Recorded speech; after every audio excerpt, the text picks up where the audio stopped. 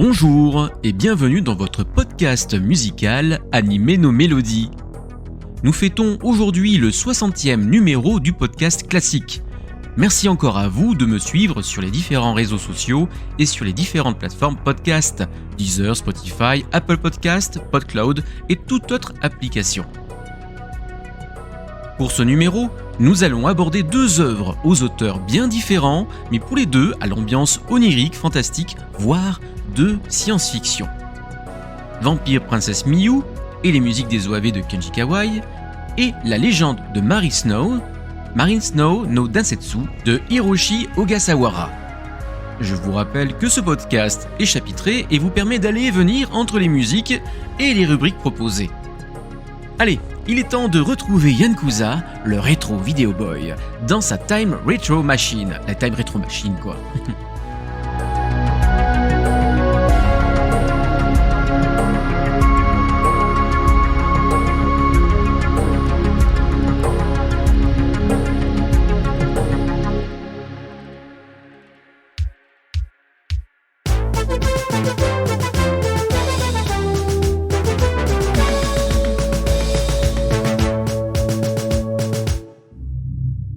Eh bien bonjour, bienvenue à nouveau dans ce Retro Time Machine avec l'ami Yankuza. Bonjour Yankuza.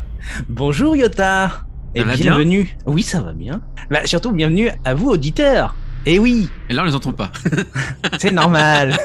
C'est pour la couper. Mais bienvenue à nouveau dans la Retro Time Machine. Et non pas Time Retro Machine ou Machine Retro Time. Non, oui, c'est Retro Time Machine.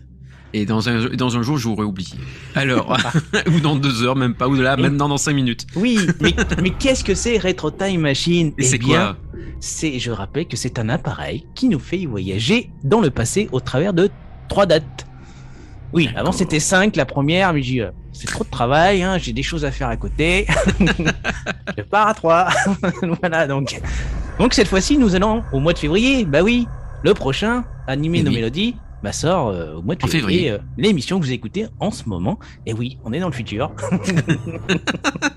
Grâce à cette machine, découvrons tous ensemble, chers auditeurs, les diffusions, je rappelle, des françaises et japonaises de divers animés en écoutant un extrait du générique VF pour leur diffusion en France ou encore leur opening ending pour leur diffusion japonaise. Évidemment, tout ça, ça dépend de Yota, c'est lui qui décide. À la base, c'est un extrait, mais il met des versions longues. Donc... c'est par le pur plaisir parfois d'écouter les versions longues parce qu'elles sont intéressantes, donc voilà. C'est pour ça que l'émission dure longtemps. Voilà, parce qu'à la base, ça devait être une petite pastille, comme on dit dans le jargon. Voilà, mais bon, voilà. Après, si vous aimez, dites-le en commentaire, hein, parce que je vois pas trop de retours sur ce que je fais. Est-ce que ça, on voit pas de retour en général, c'est vrai. On sait que vous écoutez l'émission, ça c'est sûr, y a pas de problème. Mais c'est vrai que les retours, c'est pas si nombreux que ça. Ça ferait plaisir un peu de temps en temps. J'en ai eu 1 ou 2 de temps en temps comme ça, bien. C'était bien sympa, merci à eux. Oui, tout à fait, on peut les remercier. Voilà, voilà. Tout ça, petit message, ça pourrait être sympa. Voilà, faites ce que vous voulez, mais voilà, ça nous ferait plaisir en tous les cas. Alors, eh bien, d'ailleurs, Yota, j'ai modifié notre façon de se déplacer pour les dates. Ah, c'est devenu plus moderne. Et oui, tout à fait. Enfin, oui, je me suis inspiré. En fait, il faut que tu fasses comme moi. Pose ton index et ton majeur sur le front. Ok, ça y est. Alors faites comme nous, hein, parce que sinon vous n'allez pas partir avec nous. Vous allez rester ici en 2022. Alors vous avez de la chance, vous n'avez pas la vidéo. Ça sera que de l'audio. Parce que là vous voyez pas, mais on fait vraiment le geste. Hein. Oui, voilà. Mais pourquoi index majeur, évidemment, ça va vous rappeler quelque chose. Pourquoi poser sur le front ? Eh bien, tout simplement, on va se déplacer instantanément dans le temps, à la manière de Son Goku. Bruitage.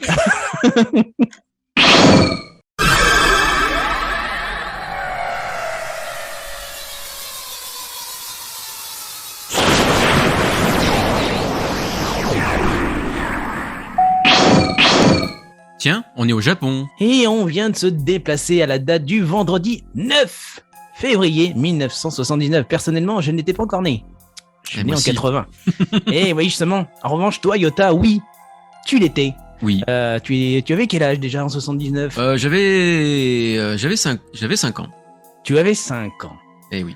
Alors, est-ce que l'animé que je vais vous évoquer et que je vais t'évoquer a fait partie, alors pour aider avant de donner des indices, parce que j'ai pris en compte les retours du boss qui est avec moi. Et pas des vôtres, hein, chers auditeurs. Voilà. Eh bien, cet animé, elle fait partie des Magical Girls qui ont été diffusées sur la 5. Alors, une idée, Yota, vous l'avez peut-être aussi les auditeurs.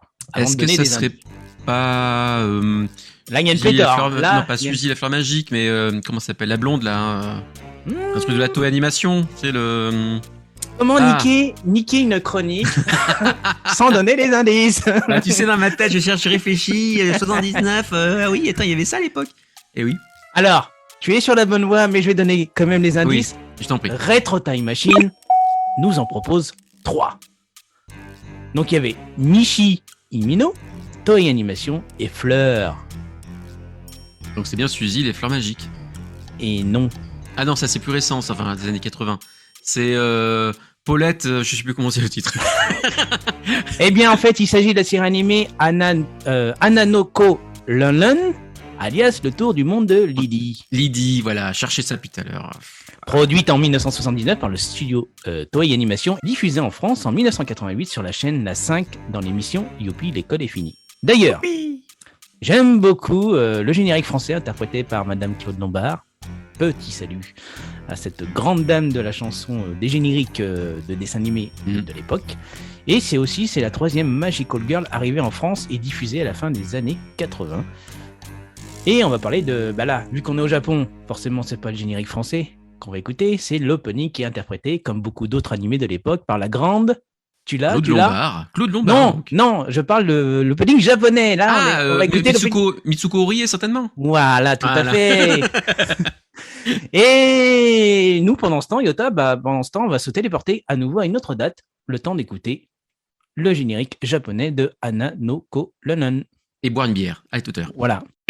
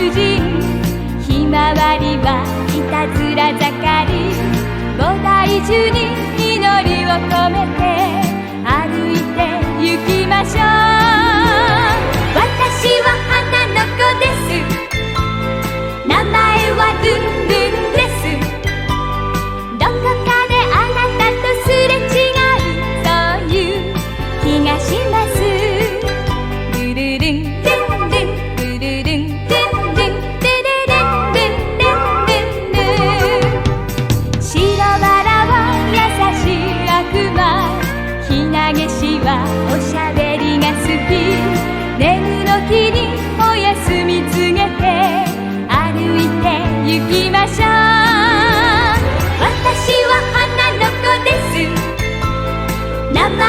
ルンルンです。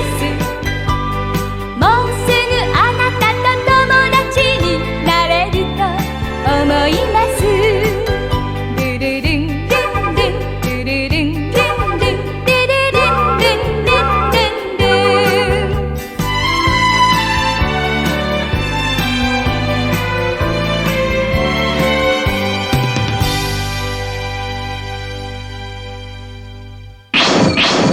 Waouh, je crois bien que nous sommes en France. D'ailleurs, je remarque qu'il y a une télévision qui m'a l'air d'être sur Canal+, car c'est crypté. Ah. C'est ballot. Ouais. Et on est le mercredi 20 février 1985. Ouf, on n'est pas le premier samedi du mois. On est mercredi. Donc, parce que oui, Canal+, crypté, voilà, premier samedi du mois. Voilà, vous l'avez, vous le tenez. Donc on est dans le Caboucadin. Et bah justement, Yota, petit jeu. Si tu prenais une passoire et que tu l'agites devant l'écran de télé, voilà, est-ce que tu arrives à voir ce que c'est comme dessin animé? Je fais le geste. Alors, 85, je sais qu'ils ont diffusé Urashiman. Et non. Non, ils ont diffusé Rambo, ils ont diffusé... D'ailleurs, pourquoi la passoire, c'est une légende urbaine, on va dire. Ça marche. Bah, t'as jamais essayé? Ça marche super. Hein. Bah oui, parce qu'il paraît que en agitant une passoire devant l'écran, donc sur la chaîne Canal+, à l'époque, Non, tu peux le faire maintenant à nouveau parce qu'ils ont recrypté les écrans. Voilà. Et bien, il paraît que l'image s'affiche.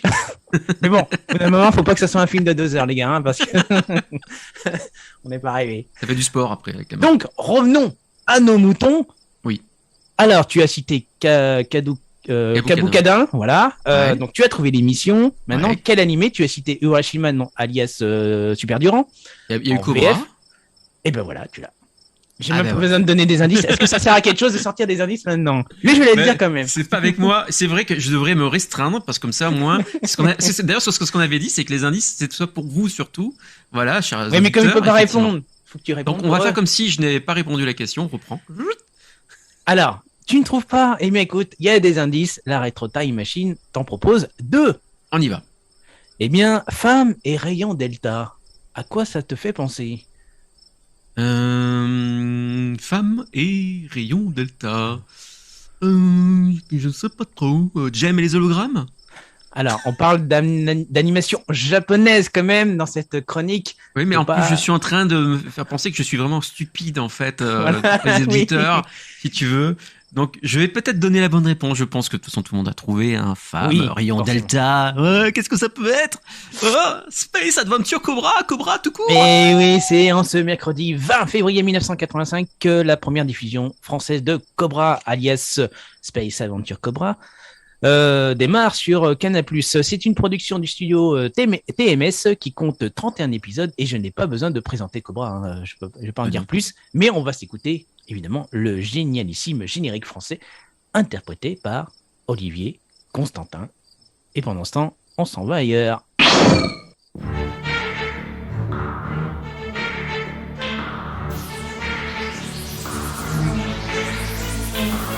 Venu de nulle part, c'est Cobra. Plus vif que le serpent, c'est Cobra. Personne ne l'aperçoit, c'est Cobra. Mais il est toujours là, c'est Cobra. Et plein d'effroi, les pirates de l'espace. Rien qu'à son nom, voit leur sang qui se glace, se glace, se glace. Mais quand il y a danger, c'est Cobra qui vient pour nous aider, Cobra.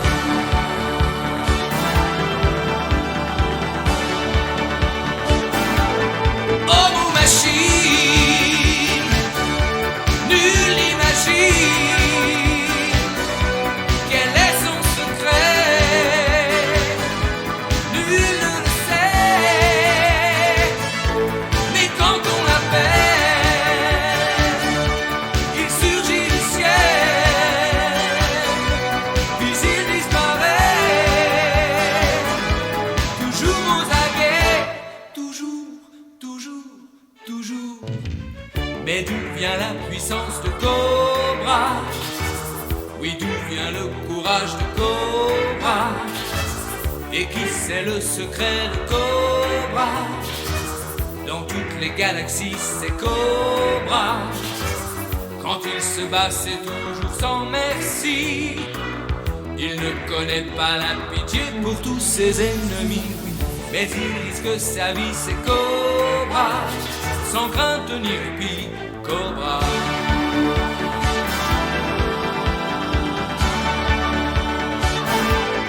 Homme ou machine, nul n'est machine. Quel est son secret? Nul ne le sait. Mais quand on l'appelle, il surgit du ciel. Puis il disparaît, toujours aux aguets.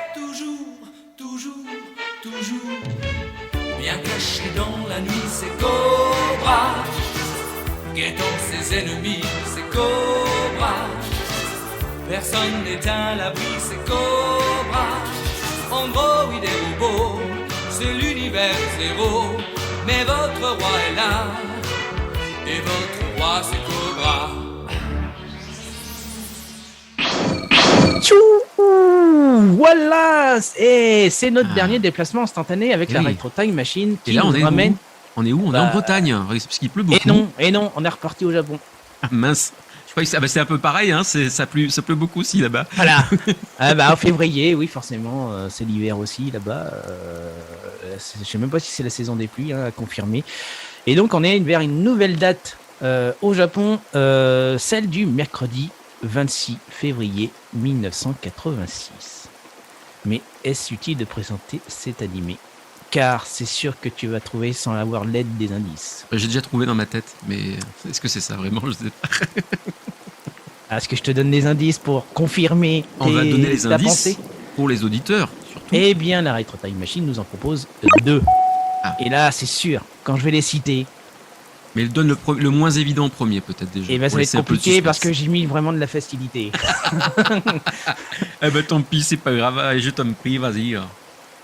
Singes et arts martiaux. Ah, j'ai cru qu'il allait faire Sainte Seiya. Non, J'étais là-dessus, moi. singes et arts martiaux. Bon, forcément. Voilà, allez, donne le deuxième indice, allez, c'est juste pour le plaisir. Alors, c'était déjà les 2 indices. C'était singes et arts martiaux. Ok. Donc, réponse Sangoku, Dragon Ball. Et oui, c'est bien Dragon Ball avec son Ah. mythique Makafuchigi Adventure, interprété par Hiroki Takahashi.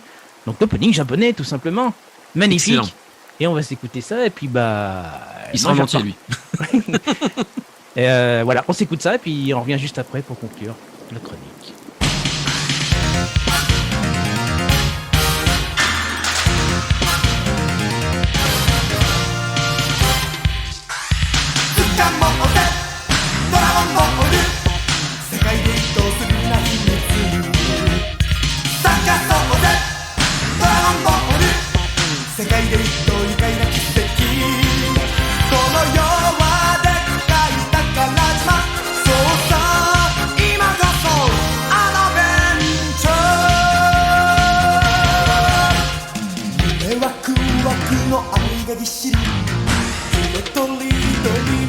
がどっさりこの世のどこかで光ってるそいつに手に行こうぜボーイ妖怪変でもぶっ飛ばし雲のマシンで今日も飛ぶのさレースファイファイファイ摩訶不思議空を駆け抜け山を越えレースファイファイファイ大冒険不思議な旅が始まるぜ手に入れろドラゴンボール世界で一等手強いジャック追いか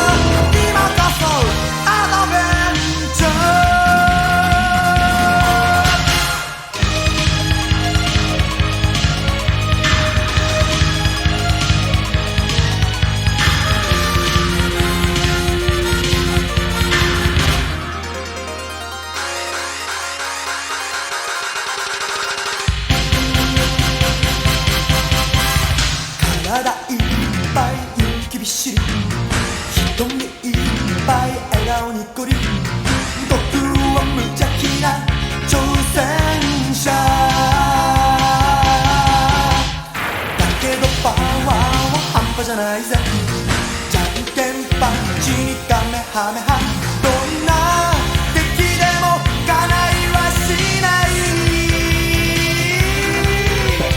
Let's fly fly fly まか不思議日のブリーチくぐり抜け Let's fly fly fly 大冒険不思議な夢を見に行こう掴もうぜドラゴンボール世界で一等するな秘密探そうぜドラゴンボール世界で一等愉快な奇跡この世はでっかい宝島そうさ今こそアドベンチャー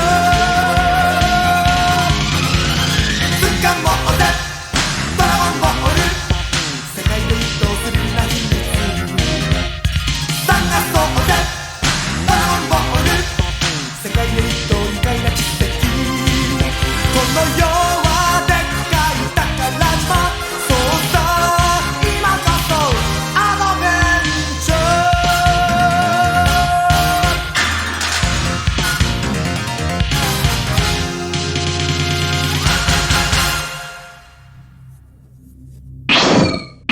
Hop là Ah. Eh bien, c'était bien cool, ce Ouais. voyage de février 2022, mais à travers 3 dates. Je rappelle, 79, 85 et 86.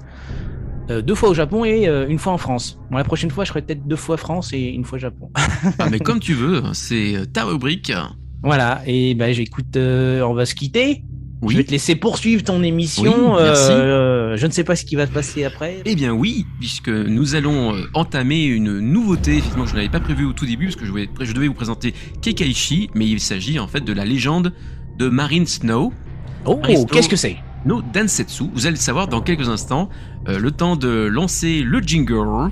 Et pour l'instant, je dis merci à toi Yann Cousa, je te dis Bah, au merci mois à prochain. toi et merci à vous auditeurs de m'accueillir depuis 3 numéros. Voilà. Ouais, j'espère que ça vous plaît, hein, ce qu'on est en Enfin, train d'essayer de 4 monter. avec le rêve de Jenny. Oui, c'est vrai. Et c'est vrai qu'il y a le rêve de Jenny au départ, c'était pas tout à fait la rubrique encore, enfin c'est pas du tout. Voilà, mais c'était la première participation de Yann Cousa. Il était déjà venu dans des anciennes émissions, spécial humour, le City Hunter, et puis il y a eu les... On se souvient du chaos, évidemment. Et voilà. En tout cas, merci Yann Cousa, je te dis au mois prochain, et nous, on passe tout de suite à la suite.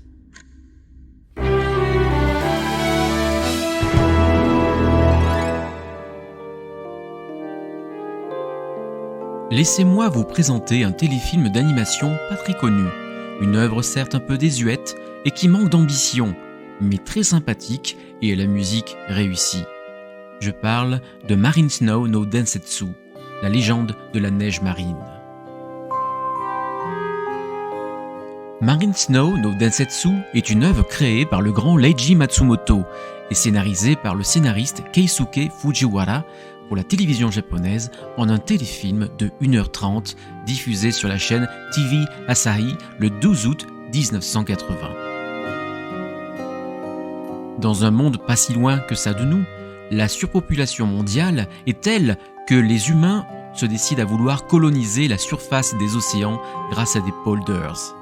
Le polder est un espace clos qu'on quippe sur les eaux au moyen d'endiguements, puis asséché par le drainage à des fins traditionnellement agricoles, mais ici pour sauver l'humanité. De par ce fait, l'océan commence à sécher rapidement, tant et si bien que les fonds marins sont en danger. Seulement voilà, le monde paisible des fonds marins n'est pas dénué de vie à part les poissons. En effet, un peuple humanoïde aquatique y vit en paix. Il s'agit du peuple de l'océan. Menés par la reine Izanami, ils vont tout faire pour empêcher les humains d'arriver au bout de leur projet, qui se pourrait être fatal pour eux. Pour cela, ils ont envoyé depuis des années la jeune Nami Shimaoka, qui se fait passer pour une architecte afin de surveiller le docteur Oki, qui a créé le mouvement Polder. Elle a toujours vécu parmi les hommes et se retrouve tiraillée entre le désir de sauver son peuple et l'amour qu'elle porte pour les humains capables de sentiments. Bien entendu, un jeune homme amoureux d'elle, du nom de Orochi Umino, va découvrir son secret et va-t-il pouvoir l'aider à sauver les deux mondes ? Il est intéressant de noter que Leiji Matsumoto reprendra le concept de ce téléfilm pour son autre série culte, La Reine du Fond des Temps, alias Princesse Millennium en japonais, que ce soit le film ou la série télé. On écoute maintenant le générique du début de ce téléfilm, Umi no Kaeru, Retour à la mer, chanté par Emiko Shiratori sous le nom de Haro, composé de la chanteuse et à la musique de son mari Sumio Shiratori. Emiko, on la connaît déjà pour la magnifique chanson The Book of Life de la série Cosmo Warrior Zero, toujours de Leiji Matsumoto, mais aussi pour le super ending du jeu final Fantasy IX, Melodies of Life.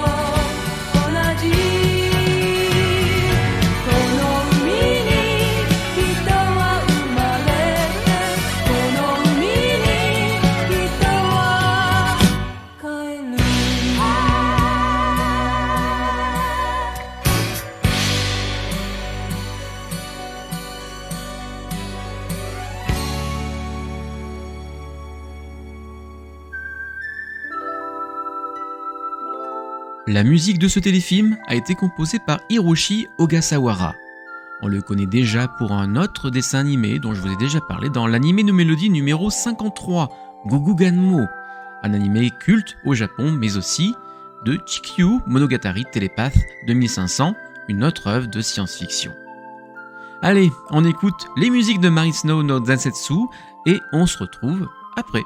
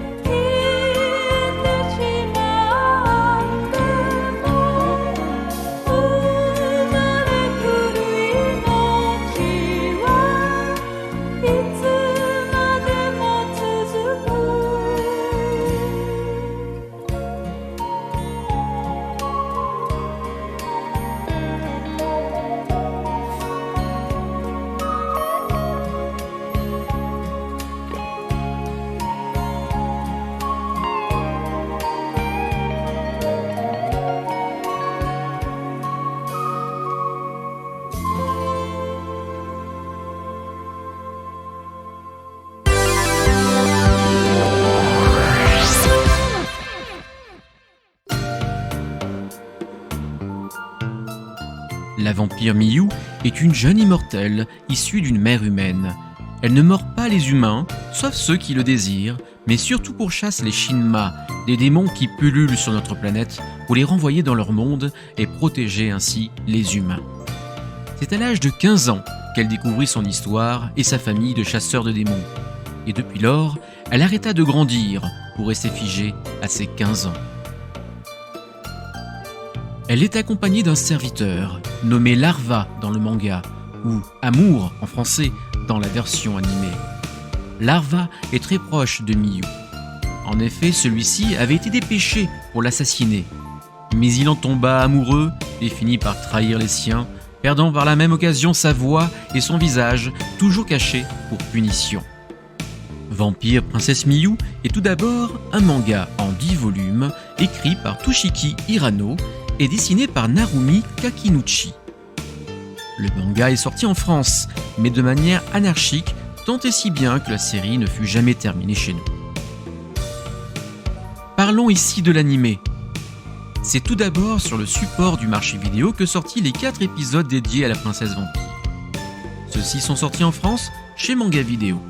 Une série télé fut aussi produite beaucoup plus tard, en 1996, mais nous y reviendrons dans un prochain animé No Mélodies.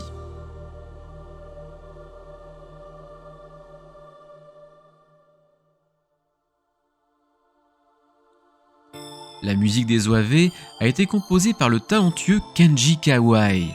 Je vous ai souvent parlé de ce grand compositeur que l'Occident connaît surtout pour Ghost in the Shell, les films et la série de Pat Labor, de Ranma 1/2 et tant d'autres œuvres ayant énormément travaillé depuis ses débuts jusqu'à aujourd'hui encore. Sa musique pour Vampire Princesse Miyu est aérienne, mystique, contenant aussi des notes plus graves pour soutenir les moments de tension ou d'action. Et il n'est pas faux de dire que l'album de Vampire Princesse Miyu fait partie de ses plus grandes compositions par son ambiance, qui ne laissera pas indifférent si vous y prêtez un peu votre attention. Il est temps de retrouver Miyu et de trouver peut-être comme elle un peu de repos en écoutant sa musique.